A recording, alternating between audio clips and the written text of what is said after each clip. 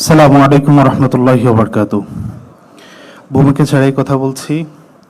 আজকে শানে সাহাবা কনফারেন্সে উপস্থিত মোহতারাম আলোচকবৃন্দ, আয়োজক কমিটিকে আমি আন্তরিকভাবে মোবারকবাদ জানাতে চাই। ইসলাম, মুসলিম, এটার অস্তিত্ব হচ্ছে সাহাবা একরাম। যদি সাহাবা একরাম কোনোভাবে বিতর্কিত হয়ে যায়, তাহলে আমাদের পর্যন্ত যে ইসলাম এসে পৌঁছেছে সেটা বিতর্কিত হয়ে যাওয়ার সম্ভাবনা রয়েছে। ঠিক সেই জায়গায় আজকে মুসলিম বিশ্ব খুবই সংকটাপন্ন। আপনারা ফিলিস্তিন দেখেছেন, ফিলিস্তিন থেকে শুরু করে বিশ্বের অনেকগুলো রাষ্ট্রে মুসলিমদের উপরে অত্যাচার, নির্যাতন করা হচ্ছে, মুসলিম নিধন করা হচ্ছে। ঠিক এই জায়গায় দাঁড়িয়ে একজন মুসলিম হিসেবে আমাদের কর্তব্য বলে আমরা মনে করেছিলাম একজন আদর্শিক কাফেলা যদি এখান থেকে আমরা তৈরি করতে পারি, তাহলে তারা আগামীতে বিশ্ব নেতৃত্ব দিবে। মুসলিম বিশ্বকে নেতৃত্ব দিয়ে যারা মুসলিমদের উপরে অত্যাচার করছে, নিপীড়ন করছে, তাদেরকে আমরা প্রতিরোধ করব ইনশাআল্লাহ।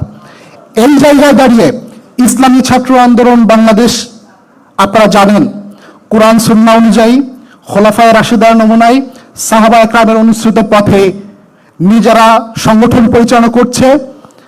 আজকের এই শানে সাহাবা কনফারেন্স থেকে আমরা ঘোষণা করছি, আহলুস সুন্নাহ ওয়াল জামাত যে ঘোষণা দিচ্ছে, যেভাবে পথ চলছে, যে পথ প্রদর্শন করছে, যে নির্দেশনা দিচ্ছে, সেই নির্দেশনা মেনেই আমরা বাংলাদেশ থেকে ইসলাম প্রতিষ্ঠার জন্য চেষ্টা করছি।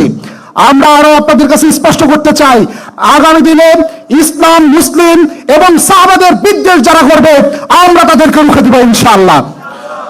সর্বোপরি আজকের আয়োজকদেরকে আমরা ধন্যবাদ জানিয়ে আগামী দিনে সাহাবা একরামের শান মান রক্ষা করার জন্য আমরা আমাদের জীবন উৎসর্গ করার জন্য প্রস্তুত আছি, এই প্রত্যাশা আমরা করছি।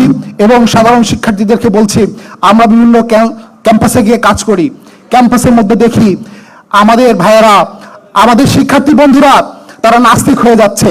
আপনারা দেখেছেন একজন এমপি সাহেব বলেছে ইসলামিক স্ট্যাটাসের ব্যাপারে তিনি একজন কুমন্তব্য করেছে। আমরা এটা তীব্র নিন্দা জানাচ্ছি। যেখানে শিক্ষার্থীরা ইসলামী শিক্ষা পাচ্ছে না, সেখান থেকে আপনারা ইসলামী স্ট্যাটাসকে, ইসলামী ইতিহাসকে আপনারা জাদুঘরে রাখার কথা বলছেন। আমরা এর তীব্র নিন্দা জানাচ্ছি। অতএব ইসলামী ইতিহাসকে, ইসলামী শিক্ষাকে আমাদের পাঠ্যক্রমের অন্তর্ভুক্ত করতে হবে, এই দাবিও এখান থেকে উত্থাপন করছি। সর্বশেষ একটি কথা বলেই শেষ করছি, আমরা যদি ছাত্র সমাজের মধ্য দিয়ে ছাত্রদেরকে সাহাবা নিকট করে তুলতে চাই, ইসলামী ছাত্র আন্দোলন বাংলাদেশ প্রত্যেকটা ছেলেদেরকে পরিপূর্ণ সুন্নাতের অনুসরণ করায়, আমরা অনুসরণের জন্য নির্দেশনা দেই, আমাদের কর্মসূচি রয়েছে। অতএব যারা পরিপূর্ণ সাহাবা প্রেমী হতে চান, তারা ইসলামী ছাত্র আন্দোলনের সাথে যুক্ত হবেন, এই আশা ব্যক্ত করে আমার আলোচনা শেষ করছি।